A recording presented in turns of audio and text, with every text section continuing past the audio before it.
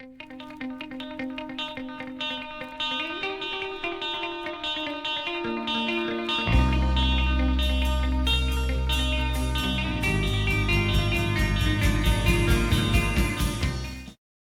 morning, Mr. B here. Welcome to the Shades of Clarity channel. And it is the 2nd of April and it's a Tuesday. And I thought like what I'd do today is give you a little bit of background about myself. You may wonder, who in the hell is Mr. B and why did he start the Shades of Clarity channel? Well, I'm just your garden variety alcoholic, I suppose. And my intentions were to start this channel to help myself first and foremost, and to help others, and possibly offer suggestions and a forum where people can discuss their problems, their interests, whatever. I'll give a little bit of background about myself. I'm from Alabama. My dad went to NC State. He was a retired aerospace engineer, and was born in Huntsville, Alabama. My dad was involved in, mostly when he was working for Brown Engineering there, during the Apollo missions. They did a lot of design and testing and lab work on the Grumman Aerospace lunar lander. And he was involved in that, in the Apollo-Soyuz, our joint mission with the Russians,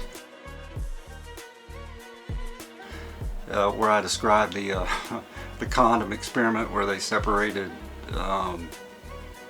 liquids or compounds within liquids. They had to use, and I mentioned that in the other video that I did about Thomas P. Stafford. But really, towards the end of the, he did one more project called, it was the Skylab. It was basically a laboratory orbiting the Earth. I think in '79 the orbit decayed and it burned up over Australia and landed in the ocean. There were 4 missions, and he was involved in that. But contracts and everything sort of dried up. He wanted something a little more stable, so we ended up in North Carolina, and he was working for NavAir, and he had a really good career, and that's where he finished out 30 years worth of design, gearboxes, various aircraft. I really wish I had become an engineer. I just wasn't really that good in math, which leads to sort of my educational background. I got a degree from UNCW, University of North Carolina in Wilmington, in English, and was writing for a publication called Juice Magazine, which covered a lot of local acts, punk rock, skateboarding, surfing, all this stuff. It was really good, and I got some good experience doing that. That's really the first thing I got paid for.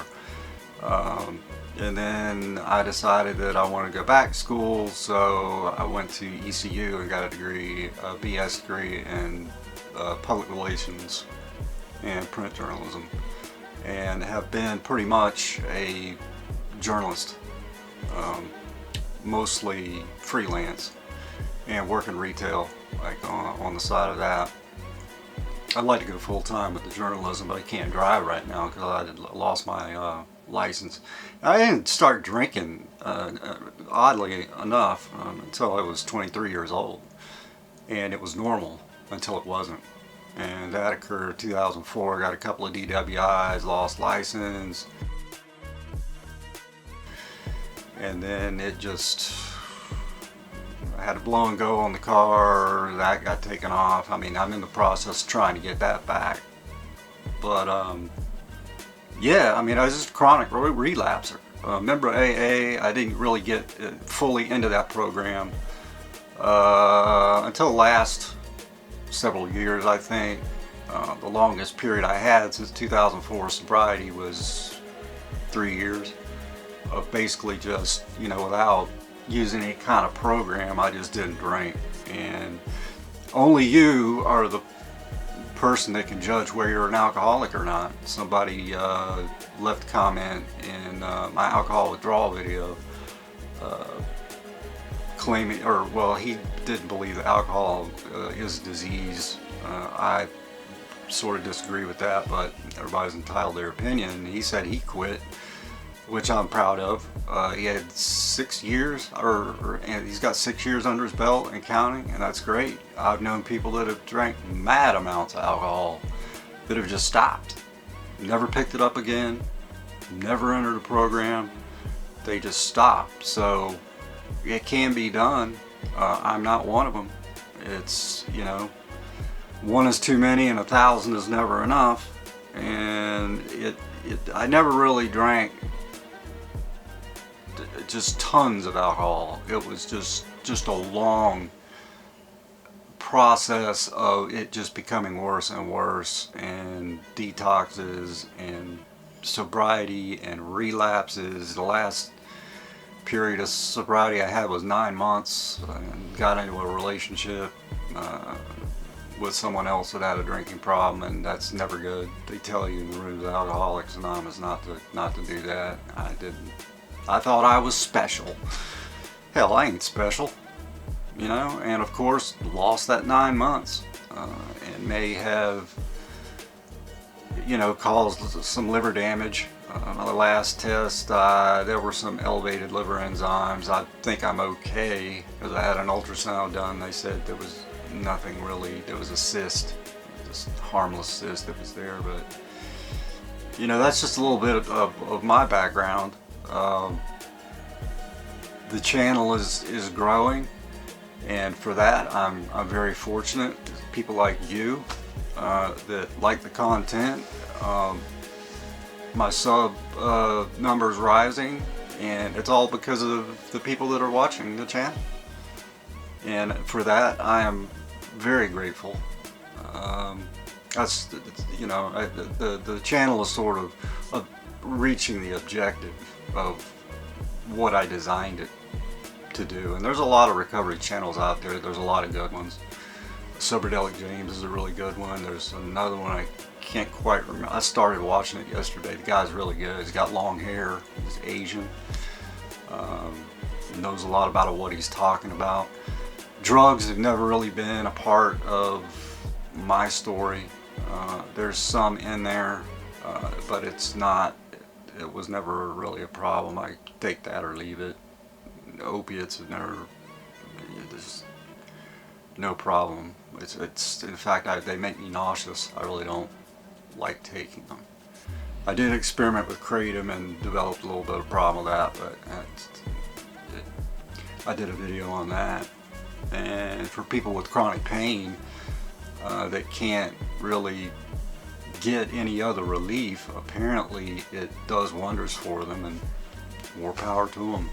It's legal. I don't know for how much longer,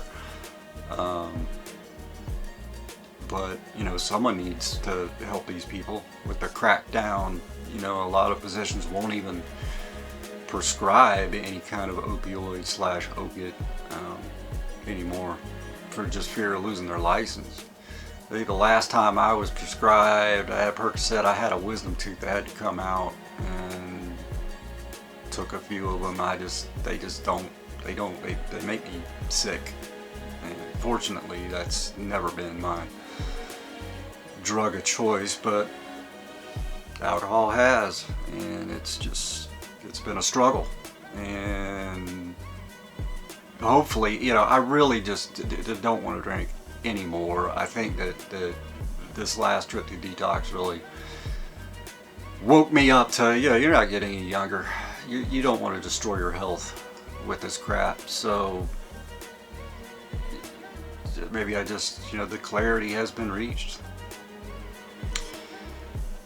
But please keep coming back to the channel. I typically don't, and initially I did, you know, reach out to try to get subscribers, but I try to let the content, you know, dictate that. That'll let me know more than just, you know, some people are always ring the bell, you know, make sure you subscribe. You can certainly subscribe if you'd like to. I would appreciate it, but I don't plug it like I did before, but if you have, please leave. I do want to see more comments from people about maybe what you'd like me to talk about. I'll talk about anything.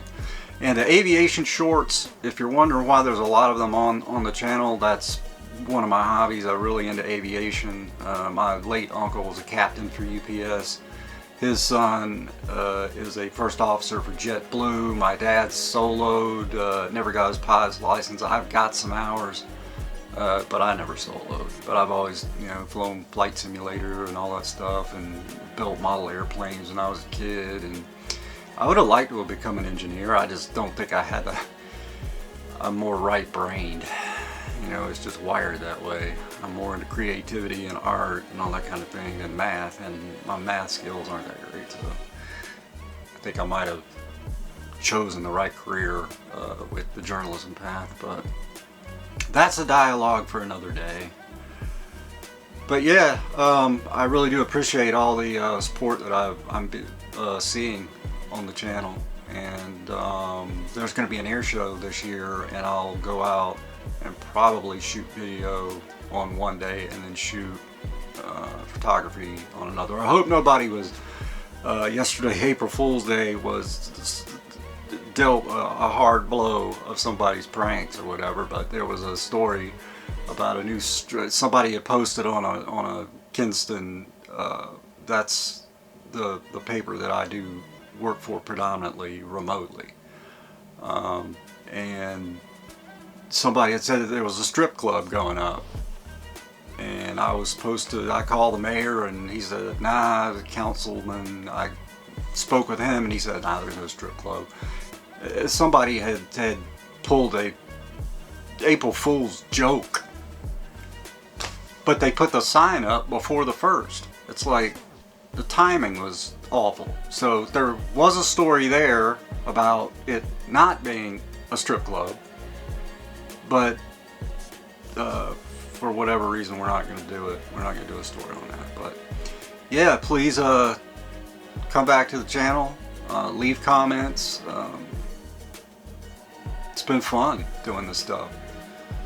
But as always, stay tuned. Mr. P will see you later.